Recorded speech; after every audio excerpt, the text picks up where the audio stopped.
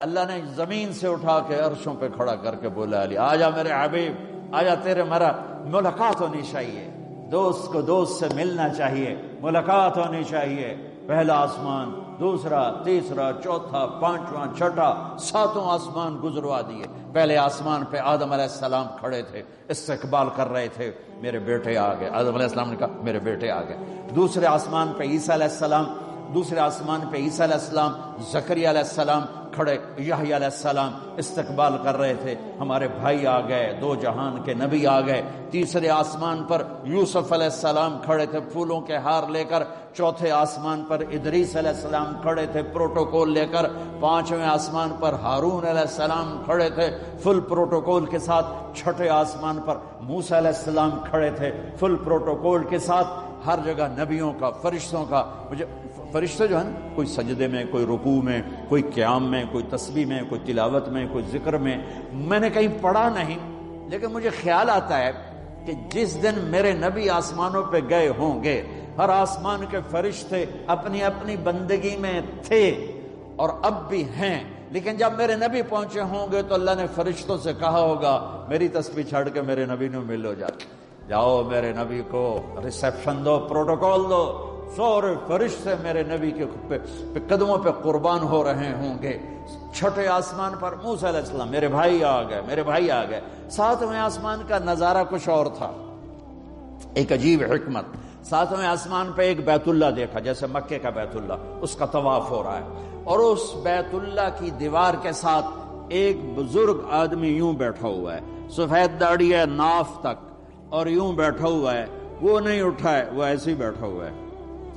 تو میرے نبی جبریل سے پوچھتے ہیں یہ بزرگ کون ہے؟ تو وہ فرماتے ہیں یا رسول اللہ یہ آپ کے دادا، آپ کے جد، آپ کے باپ ابراہیم علیہ السلام ہیں۔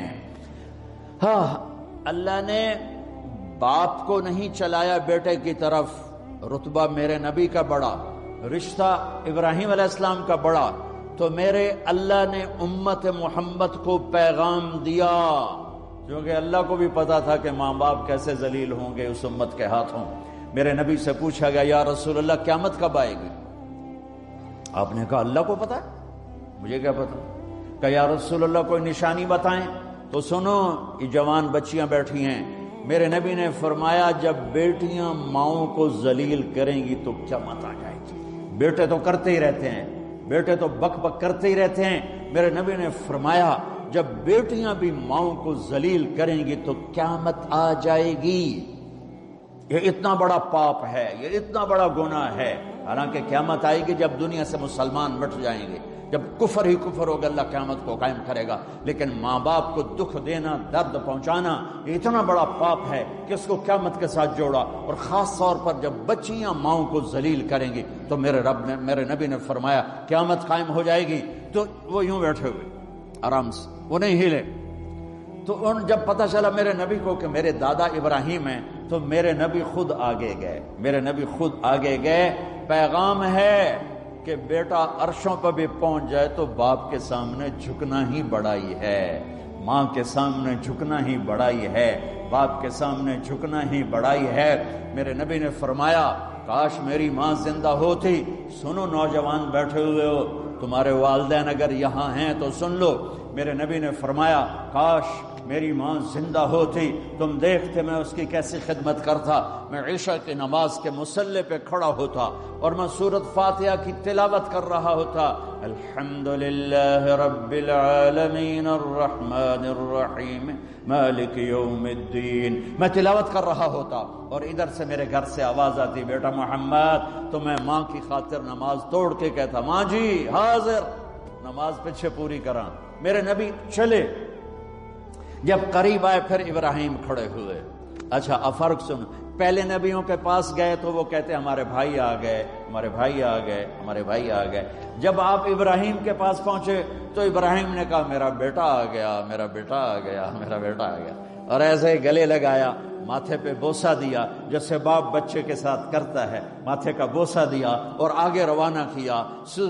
سدرۃ المنتہا پہ جا رہے ہیں، اللہ کو ملنے جا رہے ہیں، اللہ کو دیکھنے جا رہے ہیں، اور ابراہیم کے آگے جھکا کر بریڈ فورٹ کے نوجوانوں کو، پوری امت کے نوجوان بچے بچیوں کو پیغام دے رہے ہیں کہ جتنے بھی بڑے بن جاؤ، ماں باپ کے آگے جھک کے چلو گے تو عزت پاؤ گے، ورنہ جانور سے بھی ذلیل ہو کر مر جاؤ گے۔ 2 ٹکے کی عزت نہیں ہے، 2 ٹکے کی عزت نہیں ہے، رشتوں کو پانی دو۔ میرے نبی کا پیغام ہے، میرے نبی کی زندگی کا درس عظیم ہے۔